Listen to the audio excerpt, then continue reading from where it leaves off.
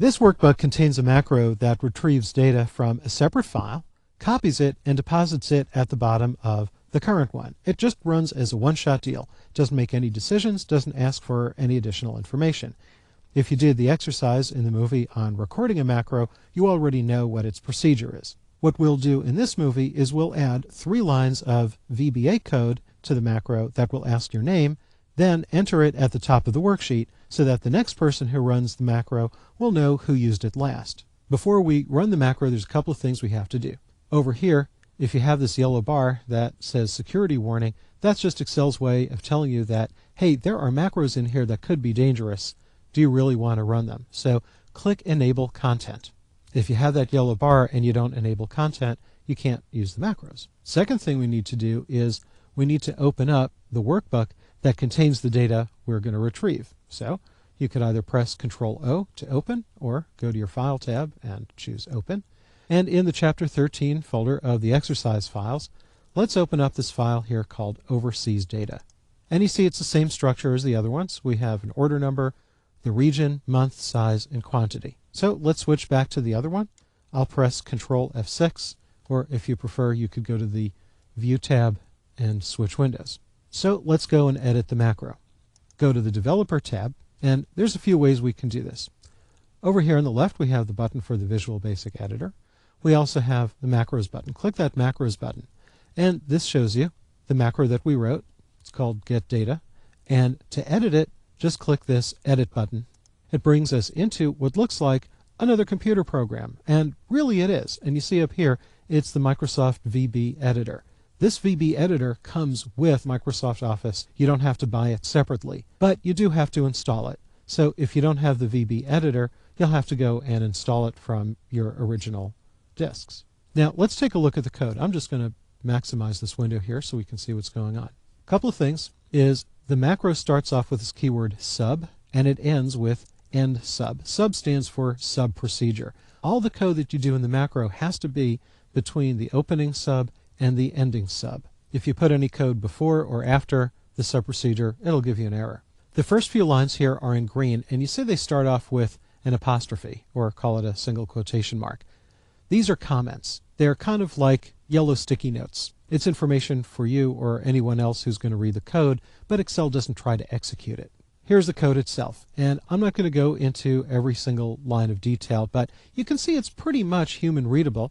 You know, range A1 select. You can probably figure out that it means to go to cell A1, and that's what we did for the first task of that macro. So let's add those lines of code. Click at the end here where it says ActiveCell.select. Just click to put your cursor and hit the Enter key once or twice. Blank lines are perfectly okay.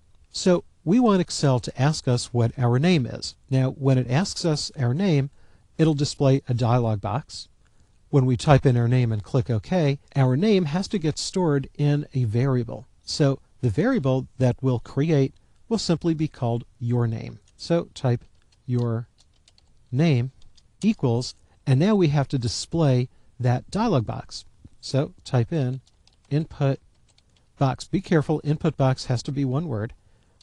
Open up your parenthesis, open up a double quote, and let's type in, what is your name? Question mark. Close the double quote, close the parenthesis.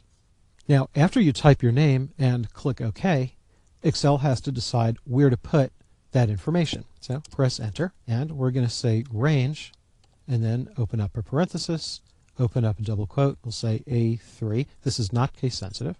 Close a quotation mark, close a parenthesis, type dot value. By the way, notice as you're typing the word value, Excel recognizes that it's a legitimate keyword, so that's how you know you're doing it right. So you can type E or hit the tab key, and it'll continue. So we'll say range A3 dot value equals, and then open up the quotation mark, and we'll say data retrieved by, type a space, type the closing quote, and now what we want it to say is data retrieved by Bob, or whatever your name is. So we'll use an ampersand to append the data. Now we need to append that variable that contains your name, which we did in the line above, which is your name. One more thing, press Enter.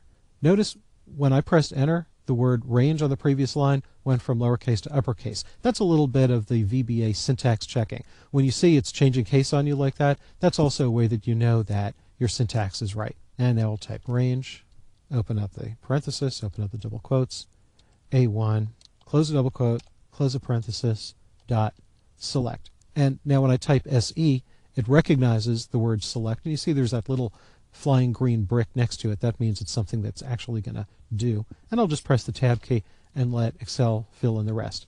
And just click anywhere else here, and you notice that when you do, if you type that range in lowercase, it'll turn to uppercase. That's all we have to do. Now we want to get back to Excel, and you don't have to save what you did here because this macro is stored in the workbook. So there's no need to save the macro separately from saving the workbook. Now, one of two things you could do. You could leave this VBA editor open and go back to Excel, or you could close it.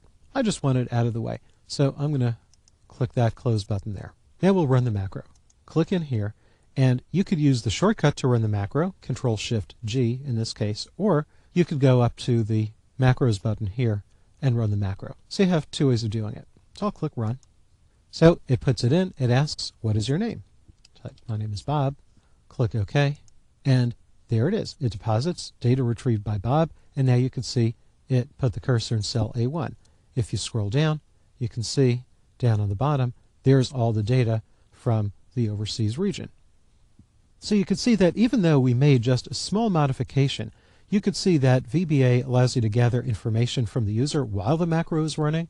It allows you to output data to any cell on the worksheet, and it also allows you to concatenate a pre-made phrase with the information that you enter.